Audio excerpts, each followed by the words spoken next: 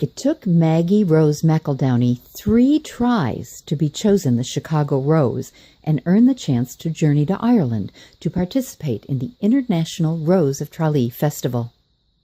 Yet it only took Maggie 1 try to impress the Rose of Tralee Festival judges with her honesty, her intelligence, and her dedication to her family's Irish heritage, leading them to crown her the 2016 Rose of Tralee. In 2014, you were the Chicago Rose. No. I was just Maggie McEldowney, went out for it and lost. So then throughout the year, Mary Kay will send you an email to say, any girls who have participated are welcome to join.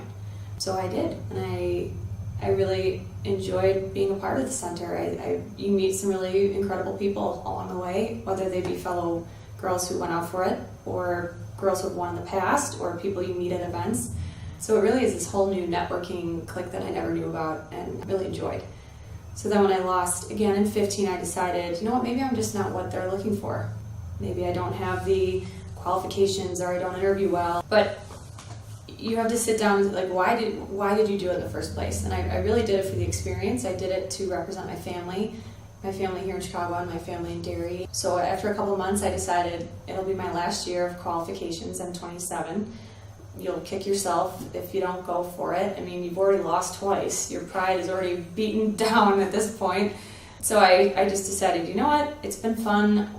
It stings initially, but you're so happy for the girl. You usually get to know most of the girls who win. So Maeve McSweeney won in 2015, who became a very good friend of mine. So it's bittersweet. You're so excited for her because you want her to experience it, and then you're bummed you didn't win. But it takes a very short while before you're genuinely excited to hear about her story and excited to hear about her experience. So I won again in 2016 and ended up winning the Chicago Rose. Were you surprised?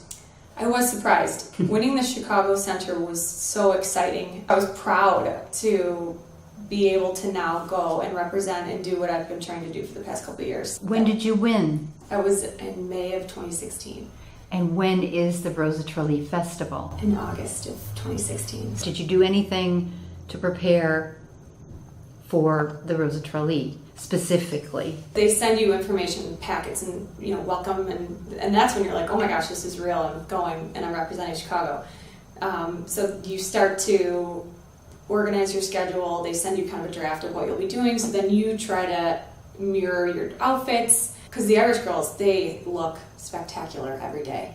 And I do think that's a fun aspect of the festival. It doesn't have any impact on you winning or losing. What does? This year they had a lot of documentaries that spoke about what it takes to be the International Rose, how you deliver your story and how you represent the festival, and if you really understand your responsibilities that you would have for the year. I'll be honest, there were so many girls, I don't know how they chose one, and then I definitely don't know how they chose me. Every girl you met, one story was more spectacular than the next. We would talk to a girl who just got back from a service trip to Africa. The Galway Rose, she just qualified to be a veterinarian. The Philadelphia Rose, she runs a homeless veteran shelter in Philadelphia. I mean, every girl, it wasn't about how smart you are, or particularly how beautiful you were, or how successful you are. It's the whole package, I guess you would say. So what was your story? What did you tell? My story was that I'm a girl from the South Side. I was very lucky to receive a Catholic education from Marist High School. I earned the Chick Evans Scholarship because I woke up at 6 a.m. every day in the summer to caddy and tried to get as many loops as I can. And I knew that I wanted to go to a nice school, and so I studied hard and worked hard, and it turned out. And I think after I got out of college, I realized, I just received this full scholarship. I realized the impact it had on my life and where I would be without it. So then I felt kind of passionate about helping other kids and paying it forward for kids who I can relate to. And then that's kind of how I got back to Marist High School. I knew that there are kids just like me who would love to be at Marist, just like I love to be at Marist, and somebody has to be an advocate for those kids. So I'm very lucky that they welcome me back in this office, and I have a very fulfilling career, and I enjoy spending my time helping other people. So, my extracurriculars are helping charities on the weekends. But I don't want to sound like I'm Mother Teresa. I mean, these are all fun things. Like, I enjoy what I do. I'm doing them with all my friends. I mean, all my girlfriends are on these boards, are on these committees, so we go out and we have a great time and we raise money for a good cause, and it's a win-win. And so, But clearly what you told them made an impact. well, I guess it's that I wasn't trying to pretend to be anybody but who I am. Did you talk about your Irish heritage?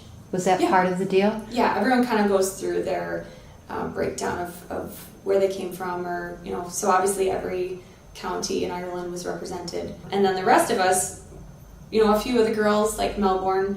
Australia.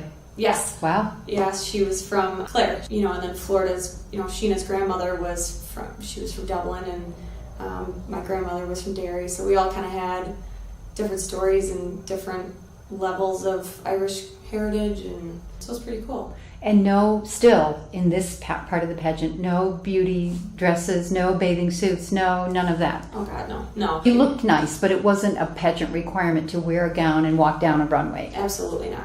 And what about talent? Did you have to sing or do something there either? No.